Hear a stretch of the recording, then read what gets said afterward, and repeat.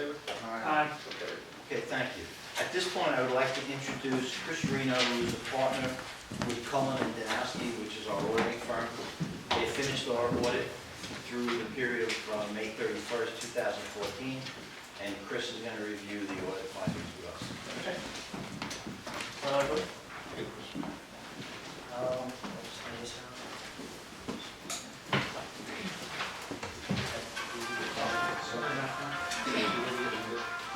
Behind you, so you could, so it could get easier. Thanks, Glenn. Anybody hear me? Yep. Okay. Anyway, I'm hired by the board to render an opinion on their financial statements to provide reasonable assurance that they are relatively free of material misstatements. That's in accordance with generally accepted auditing standards. We also issue another report on the internal controls over their financial reporting under generally accepted government auditing standards. We also issue a report on your federal monies that you receive. It's known as the federal single audit. Then there's a couple other letters that we also issue that are separate. The first one would be on material weaknesses and significant deficiencies. The village does not have any material weaknesses or significant deficiencies, so therefore that letter is not issued. And then we also take into consideration what the comptroller is looking at with the state audits, and what we'll do is we'll put that into like a management letter, just so the board's aware of things that the comptroller is going to be going after. But basically, there's no real issues here. They cite for segregation of duties. So there's like just one comment on computer controls, and that's about it. So that's really good, because some villages have pages and pages of management comments. Sometimes they're never addressed. So anyway, so I just handed out this report. I gave this to you last year, I just updated it for the current year. Basically, the village operated at almost break even. It was a small loss, about $60,000, which means the expenditures exceeded your revenues. If you look on the column 2013, down towards the second to last line, that's what do you call it, $500,000. That was used to balance the budget. So you were really anticipating on losing $500,000 in the year, but you only did 60. So that's good. And based on that, that means you maintained your fund balance roughly. So we're still about 30% of next year's budget, which is excellent. And you spent your budget right on. You came real close, like about 157 under, which is you're good. You're monitoring your budget. On the revenue side, you did have additional federal aid that you received for the hurricane damages, so that helped you out this year. And so basically, is where we're at as far as the audit goes. Just anybody have any questions? The comment about the controls for the software, what have you, do you find that a lot in small villages? Oh yeah, absolutely. Because you're only dealing with X number of people, and to have somebody else have the controls for one thing and not the other, it's almost virtually impossible. As long as there's some kind of oversight, someone's looking.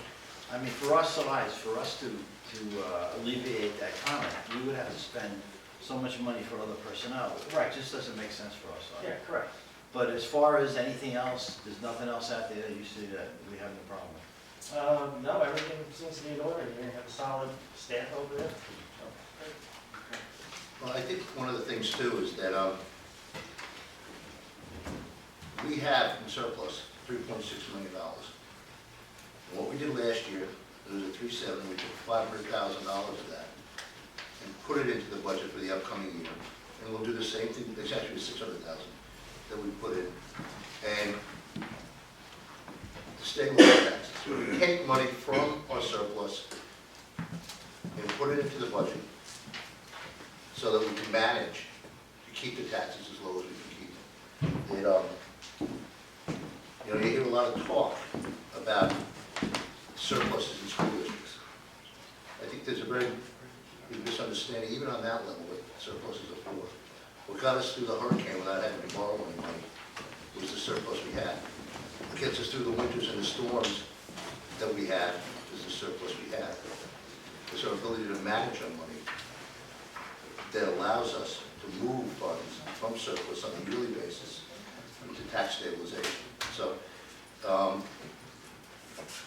last year, I think the taxes were up 2-point-something%, you know, and we put $600,000 in making sure, so we can continue to provide the services, do the things we do, you know, whether it's in the parks, the playground equipment, whether it's on Main Street, when we hear the issues sometimes with public safety on the weekends, being able to put additional people on. It all comes out of our ability to manage our dollars during the course of the year and create enough of a surplus to protect the residents. You know, you go up now onto Oxbow Road, the paving of Oxbow Road. The other pavings that you see. So, there's always this negative that you hear about surpluses, but they're tremendously important to the solvency of, you know, what we're able to do. Without that, and without the hard work of Treasurer, Mr. Crosby, and more importantly, Anne Marie Monty and her staff in the business office, I think they do talk about that a number of times, the quality of what that you get out of it. Oh, yeah, excellent. Now, the other thing to realize with this audit then is then sent into the state. This is the state mandated audit. It's not done because we particularly want to spend $28,000. It's done because by state law, this is the mandate on it. So, Chris, I thank you very much. Any other issues you see within it that? You know, I'm in constant communication with you guys all year round, so, you know, if something does come to my attention, I would definitely reach out to you. What was, I have one question on the total sale of property. We had a $70,000. What's the, what was that? The page so. Page 19.